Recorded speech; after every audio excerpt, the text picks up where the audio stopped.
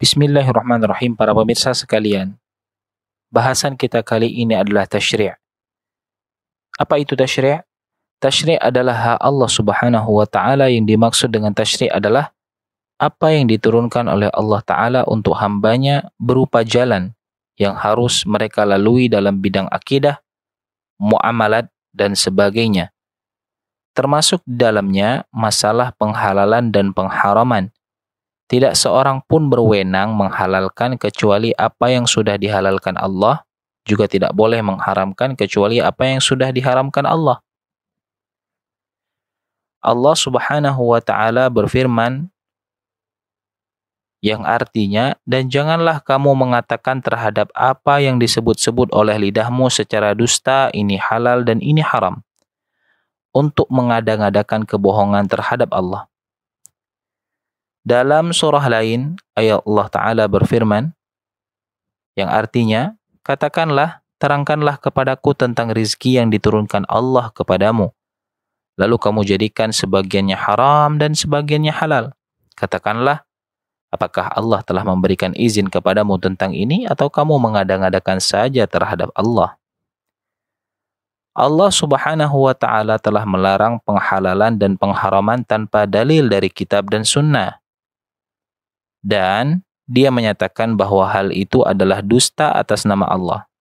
Sebagaimana dia telah memberitahukan bahwa siapa yang mewajibkan atau mengharamkan sesuatu tanpa dalil, maka ia telah menjadikan dirinya sebagai sekutu Allah dalam hal tasyri'.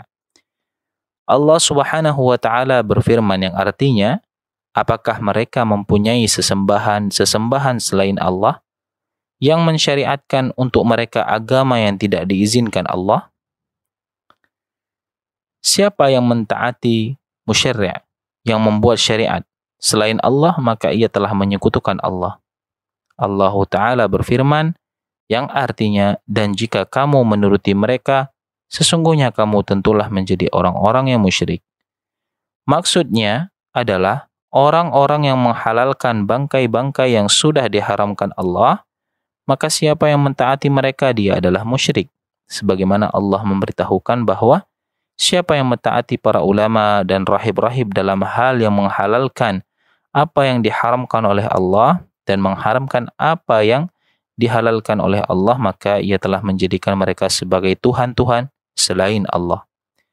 Allah Subhanahu wa Ta'ala berfirman, mereka menjadikan orang-orang alimnya dan rahib-rahib mereka sebagai Tuhan selain Allah. Dan juga mereka mempertuhankan Al-Masih putra Maryam, padahal mereka hanya disuruh menyembah Tuhan yang Maha Esa. Tidak ada Tuhan yang berhak disembah selain Dia. Maha suci Allah dari apa yang mereka persekutukan. Ketika Adi bin Hatim radhiyallahu anhu mendengar ayat ini, ia berkata, "Ya Rasulullah, sesungguhnya kami tidak menyembah mereka."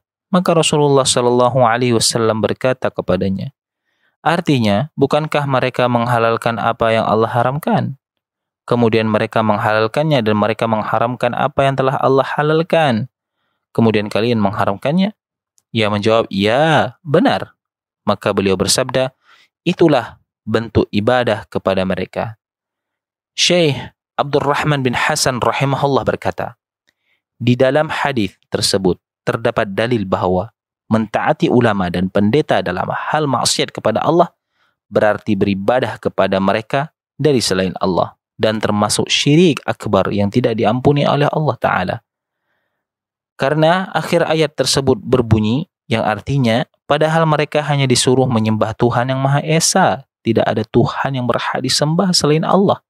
Selain Ia, Maha Suci Allah dari apa yang mereka sekutukan. Senada dengan firman Allah Ta'ala yang artinya, dan janganlah kamu memakan binatang-binatang yang tidak disebut nama Allah ketika menyembelihnya. Sesungguhnya perbuatan yang semacam itu adalah suatu kefasikan. Sesungguhnya syaitan itu membisikkan kepada kawan-kawannya agar mereka membantah kamu. Dan jika kamu menuruti mereka, sesungguhnya kamu tentulah menjadi orang-orang yang musyrik.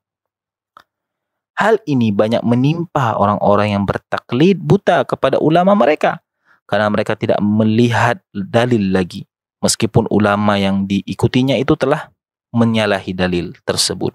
Dan ia termasuk jenis syirik ini. Maka mentaati dan konsisten terhadap syariat Allah serta meninggalkan syariat-syariat lainnya adalah salah satu keharusan dan konsekuensi dari La ilaha illallah, dan hanya Allah lah tempat kita memohon pertolongan. Aqulu qawli hadha wa astaghfirullah li wa lakum. Subhanakallahumma bihamdika asyhadu an la ilaha illa anta astaghfiruka wa atubu ilaik. Assalamualaikum warahmatullahi wabarakatuh.